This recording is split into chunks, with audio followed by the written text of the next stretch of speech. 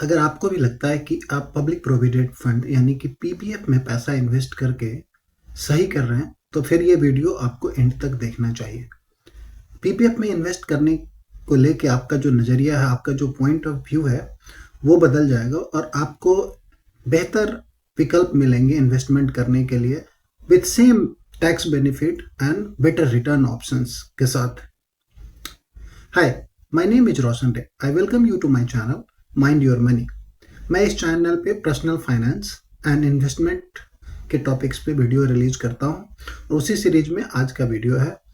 So please consider subscribing to this channel for upcoming videos. Let's go to the today's topic. लोग PPF में पैसा invest क्यों करते हैं? इसके तीन मेन रीजंस हैं। पहला रीजन है टैक्स बेनिफिट का। हमको अभी तक ये बताया गया है कि अगर टैक्स सेविंग के लिए पैसा कहीं पे इन्वेस्ट करना है तो पीपीएफ, एलआईसी के इंश्योरेंस, ये सारे ऑप्शंस हैं जिसमें हमको सेक्शन 80C के अंदर टैक्स का बेनिफिट मिलता है अगर पीपीएफ में पैसा इन्वेस्ट करते हैं तो। दूसरा कारण ये होता है कि लोग सोचते हैं टैक्स का बेनिफिट तो मिलेगा ही, साथ में हमारा पैसा सेव होता रहेगा। और तीसरा कि पैसे का ग्रोथ होगा, यानी कि उस पैसे को धीरे धीरे एक्यूमुलेट करके हमारा कुछ वेल्थ बन जाएगा। इन तीन पर्सपेक्टिव से लोग पीपीएफ के अंदर पैसा इन्वेस्ट करते हैं। और अभी मार्च का महीना चल रहा है, जो फाइनेंशियल ईयर खत्म हो रहा है 31 मार्च। इस समय बहुत सारे लोग अपने टैक्स की प्लानिंग एडजस्टमेंट करने में लगे होंगे और इन्वेस्टमेंट ऑप्शन जो लास्ट ईयर उन्होंने डिक्लेयर किया होगा, जहां कहीं भी वो काम करते हैं या गवर्नमेंट ऑफ इंडिया के टैक्स डिपार्टमेंट के साथ, तो वो उस इन्वेस्टमेंट ऑप्शन को लेके प्लानिंग कर रहे होंगे और इन्वेस्ट कर रहे होंगे। साथ में कुछ लोग नेक्स्ट ईयर जो 1 अप्रैल 2025 से फाइनेंशियल ईयर शुरू हो रहा है, उसके टैक्स प्लानिंग में लगे होंगे। तो उस हिसाब से भी जो आज का वीडियो है वो काफ़ी इम्पोर्टेंट है।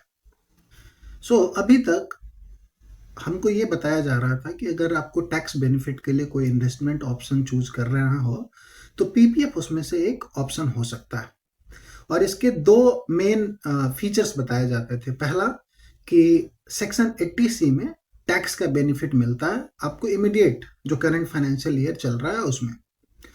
दूसरा कि 15 साल के लॉकिंग के बाद जब पैसा आप निकालते हैं अपने पीपीएफ अकाउंट से, तो जो भी आपको थोड़ा बहुत इंटरेस्ट मिला है उस अकाउंट, पीपीएफ अकाउंट के इन्वेस्टमेंट पे, वो इंटरेस्ट टैक्स फ्री होता है। और इन दोनों पर्पस के साथ पीपीएफ में इन्वेस्ट करने के लिए सजेस्ट किया जाता था। पर क्या आज के टाइम में, जब हम 2025 में बात कर रहे हैं, क्या पीपीएफ ही सही ऑप्शन है टैक्स सेविंग के पर्सपेक्टिव से, इन्वेस्टमेंट के पर्सपेक्टिव से? और आज के कॉन्टेक्स्ट में दूसरे ऑप्शन क्या है जो कि पीपीएफ के जैसे टैक्स सेविंग के बेनिफिट देते हैं और रिटर्न पीपीएफ के कंपैरिजन में दुगने से भी ज्यादा है? तो इन बातों को ध्यान में रख के पीपीएफ ना तो टैक्स सेविंग के पर्सपेक्टिव से आज के डेट में सही है, ना ही पैसे के ग्रोथ के पर्सपेक्टिव से सही है। और अगर आप लॉकिंग पीरियड की बात करेंगे तो पीपीएफ में लॉकिंग पीरियड 15 ईयर्स का होता है। जिस इन्वेस्टमेंट ऑप्शन की बात मैं आगे आपके साथ शेयर करूंगा, उसमें लॉकिंग पीरियड केवल 3 साल का होता है। यानी पीपीएफ में इन्वेस्ट करने के बाद आपको मैच्योरिटी यानी 15 साल तक वेट करना पड़ेगा अपने पैसे को विड्रॉ करने के लिए। और दूसरे ऑप्शन जिसके बारे में मैं आगे डिटेल में बात करूंगा, वहां पे आप 3 साल पहले जो पैसा इन्वेस्ट किए हैं उस पैसे को 3 साल बाद निकाल सकते हैं और आपको सेम टैक्स बेनिफिट मिलेगा। तो चलिए आपको बता देते हैं कि वो दूसरा अल्टरनेट, पीपीएफ का अल्टरनेट ऑप्शन क्या है। वो ऑप्शन जिसकी बात मैं आपके साथ करने जा रहा हूँ उसे हम कहते हैं ELSS यानी इक्विटी लिंक्ड सेविंग स्कीम। उसको कुछ लोग अलग नाम से भी जानते हैं, जिसे हम टैक्स सेवर म्यूचुअल फंड बोलते हैं या टैक्स सेवर फंड्स बोलते हैं। इसमें पीपीएफ की तरह ही 80C का बेनिफिट मिलता है, लेकिन इसका जो इंटरेस्ट होता है वो टैक्स फ्री नहीं होता। उसको आपको मैं आगे डिटेल में बताऊंगा कि वो कितना इम्पैक्ट डालता है और उसके इम्पैक्ट के बावजूद भी ये ऑप्शन क्यों बेहतर है। दूसरा पैसे का ग्रोथ होता है। जैसे कि मैंने कहा कि पीपीएफ से डबल या उससे भी ज़्यादा का इंटरेस्ट इस पे मिला है, हिस्टोरिकली ये देखा गया है। और हम उम्मीद कर सकते हैं कॉन्फिडेंटली कि आगे भी इस तरह के रिटर्न मिलेंगे। और लॉकिंग पीरियड का बेनिफिट, जो कि 15 साल के बजाय केवल 3 साल का होता है। और वैसे भी पीपीएफ में जिन लोगों ने भी इन्वेस्ट किया है उनको कितने परसेंट का रिटर्न मिला है, मैंने एक डेटा गैदर किया फाइनेंशियल एक्सप्रेस से, और 2012-13 से लेके 2023 तक का डेटा उनके पास अवेलेबल था, और वहां पे 7 से 8% का रिटर्न दिखा है। इनफैक्ट आज के डेट में जो पीपीएफ पे इंटरेस्ट मिल रहा है लोगों को वो 7.1% का मिल रहा है। और जिन टैक्स सेविंग स्कीम ईएलएसएस या टैक्स सेवर फंड की बात कर रहा हूँ, उसका डेटा जब मैंने गैदर किया 2013 सेम टाइम पीरियड से लेके अभी तक, तो 14.5% से लेके 18.5% तक का कैगर है, रिटर्न है। सो सीधा डबल रिटर्न मिलता है आपको उस पर। अब आपको बताते हैं कि सबसे ज्यादा पीपीएफ अकाउंट जिस बैंक में इंडिया में लोग खुलवाते हैं वो होता है एसबीआई। सो एसबीआई के पीपीएफ अकाउंट और एसबीआई म्यूचुअल फंड के टैक्स सेविंग फंड यानी ईएलएसएस फंड के रिटर्न का डिफरेंस आप देखिए। पीपीएफ अकाउंट में पिछले 10-12 साल में 7 से 8% तक का रिटर्न मिला। अब उसको 7.5% का एवरेज रिटर्न मान सकते हैं इस 12-13 साल के पीरियड में। और उसी एसबीआई के म्यूचुअल फंड के टैक्स सेविंग फंड ने 2013 से जनवरी 2013 से अभी तक 13 मार्च 2025 तक जो टैक्स रिटर्न दिया है वो 16.16% का है। यानी जो मैं बात आपको कह रहा था कि दुगने से भी ज्यादा वो रिटर्न दिया है। तो आप जिस बैंक में पीपीएफ अकाउंट खुलवाते हैं उसी बैंक के म्यूचुअल फंड वाले ऑप्शन में जाके अगर आप इन्वेस्ट करें सेम पैसा तो आपका रिटर्न डबल होता है और आपको टैक्स बेनिफिट भी मिलता है। इसी फंड का पिछले 5 साल का जो रिटर्न है वो 27.19% है। सो आपके पास जो फ्लेक्सिबिलिटी है कि आप 3 साल में पैसा निकाल सकते हैं, अगर कोई आदमी स्मार्टली उसको प्ले करता है और वो उसको इस नज़रिए से देखता है कि पीपीएफ में मुझे 7-8% का रिटर्न मिलता है, और उस आदमी को अगर 27% का रिटर्न अगर मिला है पिछले 5 साल के इन्वेस्टमेंट में, डिस्पाइट दैट कि आज के डेट में शेयर बाजार डाउन है, तभी भी ये पिछले 5 साल में 27.19% का रिटर्न है। तो उसको स्मार्टली प्ले कर सकता है, पैसे को निकाल सकता है और जब फिर अपॉर्चुनिटी दिखे तो उसको इन्वेस्ट कर सकता है। और अगर नहीं भी कुछ करे, उस पैसे को पड़े रहने दे, तभी भी 12-13 साल का जो रिटर्न है वो 16.16% है। और एसबीआई का ही फंड क्यों, और भी बैंक्स हैं और भी म्यूचुअल फंड हाउस है, सारे के टैक्स सेविंग फंड है। एचडीएफसी के टैक्स सेविंग फंड ने पिछले सेम 12-13 साल में जनवरी 2013 से लेके अभी तक 14.84% और 5 ईयर पीरियड में 25.53% का रिटर्न दिया। कोटक 12-13 साल में 15.41% एंड लास्ट 5 ईयर्स में 21.59%। ICICI prudential 15.29% since January 2013 and last 5 years में 21.38%। मिराई एसेट, इनका कोई बैंक नहीं है, ये इंडिपेंडेंट म्यूचुअल फंड हाउस है और इन्होंने फंड लॉन्च किया था आई गेस 2016 में, और उस समय से लेके अभी तक 18.41% एंड पिछले 5 साल में 22.92% का रिटर्न है। सो नॉट ओनली एसबीआई, और ये इसलिए भी मैं शेयर कर रहा हूँ क्योंकि मेरा एसबीआई के टैक्स सेविंग फंड को रिकमेंड करने का कोई मकसद नहीं है, इसलिए मैंने आपके सामने ये 4-5 ऑप्शन रखे और ताकि आप ये समझ सके कि आपके पास ऑप्शंस क्या क्या हैं।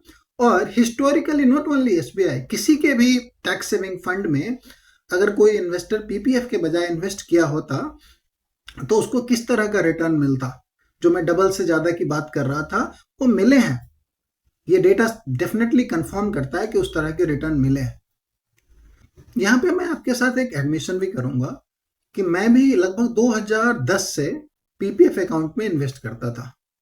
उस समय मेरी जानकारी लिमिटेड थी, मुझे पर्सनल फाइनेंस इन्वेस्टिंग के बारे में पता नहीं था, लेकिन जब 2017-18 के आसपास मुझे इन सारी चीज़ों के बारे में थोड़ा सा डिटेल में पता चलना शुरू हुआ, और जब मैंने कैलकुलेशन करके देखा कि अभी तक मैं कितना नुकसान कर चुका हूँ, नुकसान इन द सेंस कि मैंने कितना कंपैरेटिवली कम रिटर्न बनाया जो भी मैं इन्वेस्ट करता था, तो मैंने उसी अमाउंट का जो मैं इन्वेस्ट करता था उसको एवरेज पीपीएफ रिटर्न 7.5% के हिसाब से ये कैलकुलेट किया हूँ, और एवरेज रिटर्न जो टैक्स सेविंग फंड का दिखाया मैंने 14 से लेके 16% और 16.5%, उसका 15% लिया है। और ये आपको स्क्रीन पे लेफ्ट साइड पे जो चीज़ दिख रहा है कैलकुलेशन, वो है पीपीएफ अकाउंट का। सेम 7.5 लाख रुपए का इन्वेस्टमेंट 15 साल बाद वो 14.03 लैक्स का है, और सेम 7.5 लाख रुपए का इन्वेस्टमेंट उसमें से किसी भी फंड्स में अगर इन्वेस्ट किया होता तो वो 27.35 लैक्स का है। कुछ लोगों का आर्गुमेंट ये होगा कि पीपीएफ में जो इंटरेस्ट मिलता है हमें, उस पर टैक्स नहीं लगता। अंडरस्टूड, एग्रीड कि उस पर टैक्स नहीं लगता है। और जो टैक्स सेविंग फंड की बात हम कर रहे हैं, टैक्स सेविंग म्यूचुअल फंड की बात कर रहे हैं, उसमें टैक्स लगता है। तो आप इसी कैलकुलेशन को अगर देखेंगे 27.35 लैक्स पे आज के डेट में 12.5% का long term capital gain tax लगता है, और उसके हिसाब से ये लगभग 3,40,000 3,45,000 रुपए का टैक्स बनेगा इस पे। उस पैसे को हम मतलब माइनस भी कर दें तभी भी ये 26,90,000 रुपए के आसपास का रिटर्न बनता है। सो 26,90,000 वर्सेस 14 लाख, यानी कि लगभग 13 लाख रुपए के डिफरेंस है रिटर्न में। आप 80C का बेनिफिट पीपीएफ में भी ले रहे थे, 80C का बेनिफिट आप टैक्स सेविंग फंड में भी ले सकते थे, और इंटरेस्ट के टैक्स डिफरेंस को एडजस्ट करने के बाद भी 13 लाख रुपए का डिफरेंस है। 50,000 रुपए पर साल इन्वेस्टमेंट करने का जो ऑप्शन, डिफरेंट ऑप्शन अगर कोई चूज किया होता पीपीएफ के बजाय ईएलएसएस पे, तो ये इतना ह्यूज डिफरेंस है। अगर आप अपना इन्वेस्टमेंट ऑप्शन सही चूज करेंगे तो आपका जो रिटर्न है वो काफी बढ़ सकता है। एक और पॉइंट में क्लैरिफाई कर देता हूं।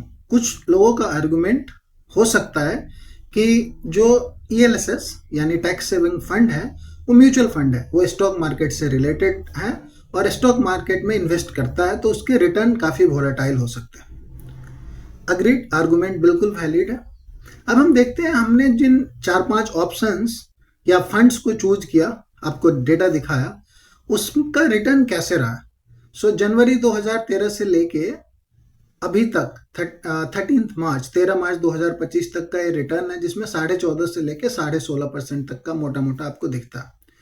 पिछले 5 साल का रिटर्न अगर आप देखेंगे तो 20 से लेके 27% का है, और पिछले 3 साल में भी जिस वोलेटिलिटी की हम बात करते हैं, पिछले 3 साल का भी रिटर्न ये 13.9% से लेके 23.8% है।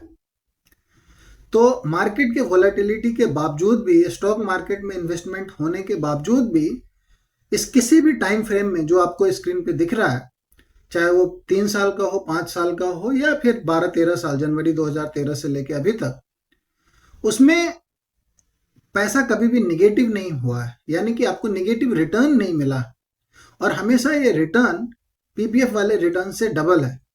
तो आर्गुमेंट अपनी जगह पे वैलिड है, लेकिन जिस तरह लोग पीपीएफ में लंबे टाइम फ्रेम के लिए इन्वेस्ट करते हैं, और 15 साल का तो लॉकिंग पीरियड ही होता है, तो उस टाइम फ्रेम को अगर आप अपने साइड में करके अपने एडवांटेज की तरह यूज करें, तो देखिए ये डेटा सजेस्ट करता है, ये रियल डेटा है, आप किसी भी प्लेटफॉर्म पे जाके चेक कर सकते हैं कि कहाँ रिटर्न निगेटिव हुआ मिला है किसी भी साल में। और इनफैक्ट मैं तो ये भी आपके साथ शेयर करता हूँ कि चलो 3 साल में मार्केट अच्छा रहा, कोविड के बाद मार्केट अच्छा रहा, जिस टैक्स सेविंग फंड की बात मैं कर रहा हूँ उसका 1 ईयर में भी नेगेटिव रिटर्न नहीं है। इनफैक्ट मिनिमम उसमें मुझे दिख रहा है 3.71% और मैक्सिमम 9.29% का है।